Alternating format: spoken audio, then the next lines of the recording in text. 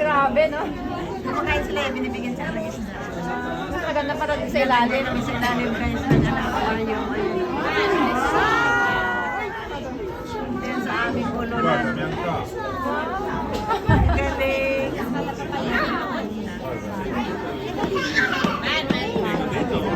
Wow.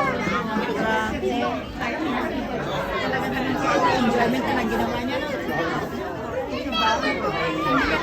Bagay-bagay na walang trabaho eh. Akala ko ako lang yung nahirapan ng ganun-ganun. Lahat eh.